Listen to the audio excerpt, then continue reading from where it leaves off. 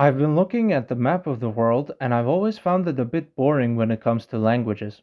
Countries used to have a lot more variation in the past with different languages and dialects being widely spoken, but today most of these have been replaced by some standard language.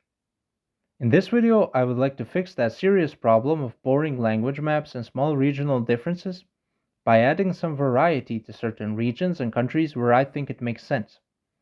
So if you are from one of these regions or countries, get ready to learn Chinese, buddy, because I said so. Let me convince you.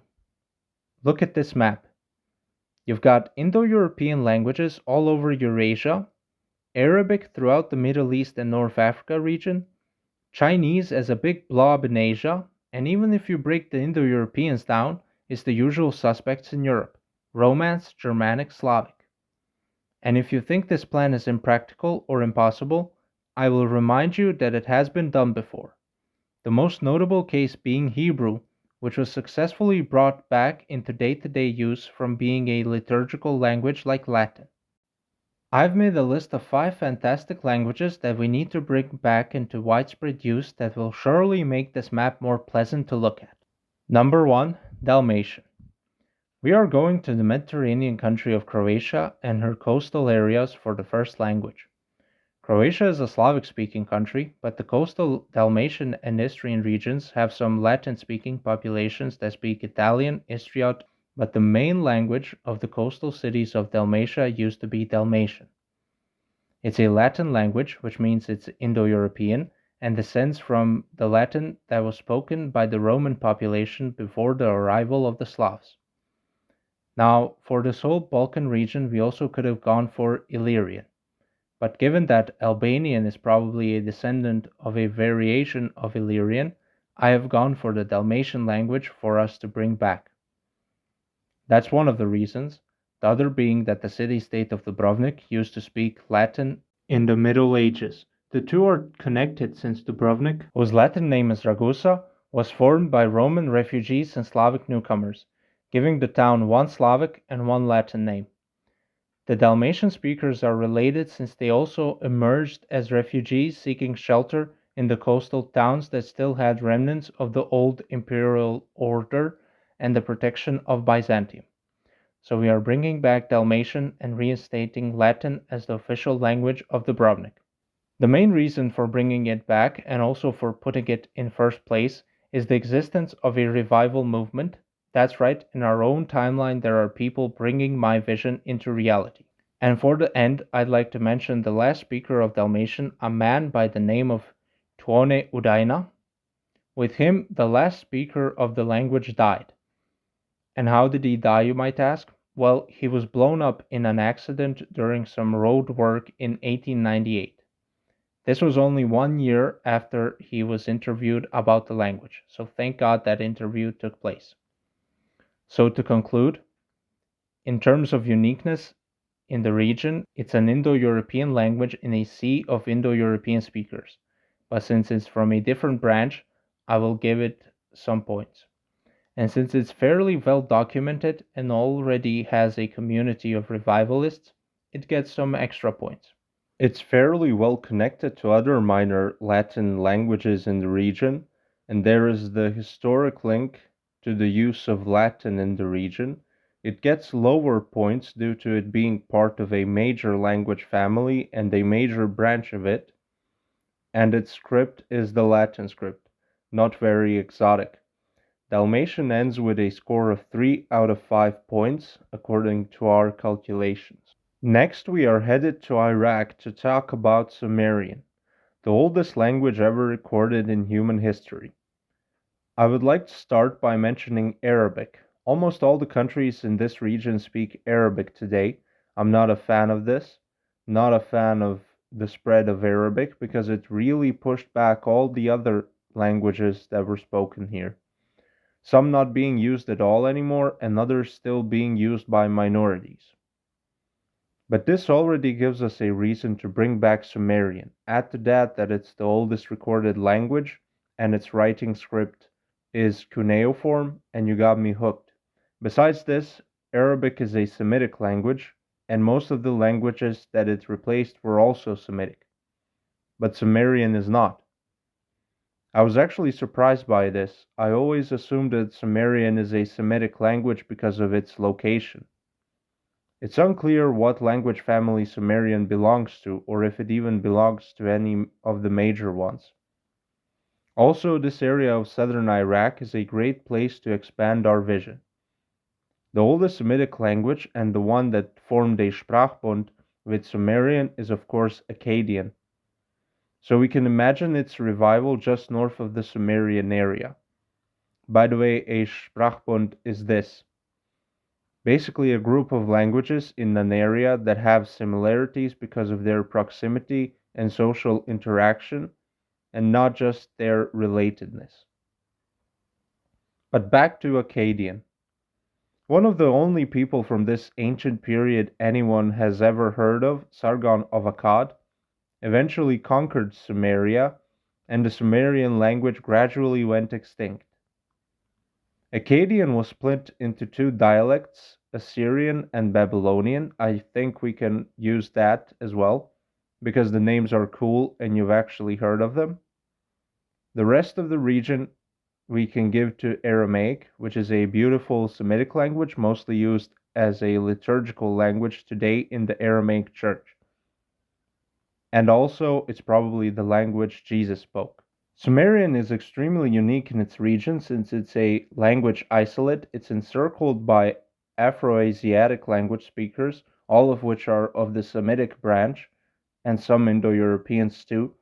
It is also tied to various other extinct and historically important languages, like Akkadian, forming a very close connection. It's part of a minor language family, so of course it gets very high points, and its writing script is completely unique and not in use today, so maximum points there as well. Sumerian gets 5 out of 5 points. Let's now head southwest from here to the ancient land of Egypt. Egypt is genuinely one of my favorite ancient civilizations, and it's probably mostly down to their aesthetics. There's something about the unyielding desert, the lush and beautiful Nile Delta, the pyramids, pharaohs, hieroglyphics, Cleopatra, the somewhat, and don't blame me for this, erotic clothing, if you know what I mean. No wonder Europeans were obsessed with this place. It's so old that both Napoleon and the ancient Greeks thought it was ancient. And you have multiple unrelated groups today claiming that they are the true kings and queens of Egypt.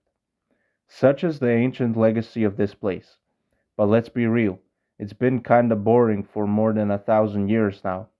I am mostly interested in the ancient stuff, and not what was going on more recently or during the Crusades and whatnot. Don't get me wrong, that was cool too, but we're here for the pharaohs, and Ra, and Seth, and the mummies. Now let's get to the task at hand. Which language should we use to properly bring back my lovely idea of ancient Egypt? Well, there are two candidates, Coptic and ancient Egyptian. Now, you can say that Egypt used to be split into Upper and Lower Egypt, and one can adopt Coptic and the other ancient Egyptian, but I think that's goofy. Let's be realistic LARPers. Let's be grounded. There's nothing that ties one or the other to a specific area of Egypt. But I don't know, maybe you could say Coptic is more northern since almost everyone lives there. But that's all irrelevant. In my opinion, the obvious answer as to which one we should bring back is ancient Egyptian. Coptic derived from the ancient language, but it has too much Arabic influence. And since ancient Egyptian is not a Semitic language, I think we should go with this to make it as unique as possible. But I will add that I wouldn't mind if anyone picks Coptic. Both are really good options. Perhaps Coptic can remain in the south where it was preserved for longer. Also, Coptic has the advantage of still being spoken by some people. Since it's a liturgical language, it's still somewhat in use. Ancient Egyptian forms an extinct branch of the Afro-Asiatic language family. It's only connected to its descendant language Coptic, so minus points there. It is part of a major family of languages but represents an extinct branch, so we give them extra points.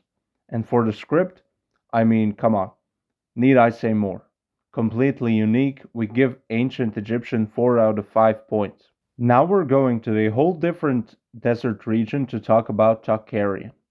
Okay, I admit that I'm cheating a bit by including Tocharian since the people that used to speak it were mostly wiped out by migrations, droughts, and wars. But I just wanted to talk about the language, so forgive me. Besides this, we can just clone a bunch of Tocharians and make them live in that remote corner of China. I think this would be incredibly awesome, and I fully endorse this idea. Fingers crossed that they don't get treated like a certain other group of people who inhabit this land today. If you got the reference, then you're very informed on foreign relations and you're a high IQ Chad. It's the Uyghurs, by the way. Basically, my plan includes cloning about 1 million Tocharians from the mummies they left behind and making them speak the various Tocharian languages. The language itself is Indo European, although some linguists believe that a different classification should be used, which would make Tocharian a sister branch of Indo European, forming a Proto Indo Tocharian language family, with Anatolian being the sister language grouping of that massive cluster. But this is just speculation, and the official idea is that both Anatolian and Tocharian are still just branches of Proto Indo European. Wikipedia also shows them as branches. There's also another theory which says that Anatolian and Tocharian are more related, but let's not get into all that. Now I want you to look at the Tocharian homeland region on this population density map of China. As you can see, the region is sparsely populated. So reintroducing those people into that region would not end up displacing other groups. The Tocharians themselves were Buddhists, so they could perhaps fit into the wider society pretty well. Although China is pretty secular today, so I don't know how big of a difference their religion would make. Tocharian is in a region with some Indo European speakers, but they represent an extinct branch of the family.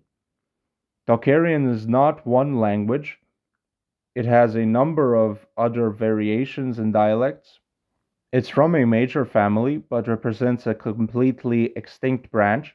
Its writing system is not completely unique since it's a variation of the Indian Brahmi script. Tocharian scores 3 out of 5 points. In the end, the board looks like this. Dalmatian and Tocharian have 3 points, Egyptian is the only one with 4 points, and Sumerian as well, the only language with 5 points. And that is it for this video. I hope I managed to convince you of how cool some of these languages are. Perhaps you could try to learn one of them. Thank you all for watching. Please like and subscribe. And I will be making more of these videos in the future. I will be making a second part of this video because there's a bunch of languages I wanted to mention, but I couldn't fit them all into this video. Again, thank you for watching. Like and subscribe. And I hope you stay around.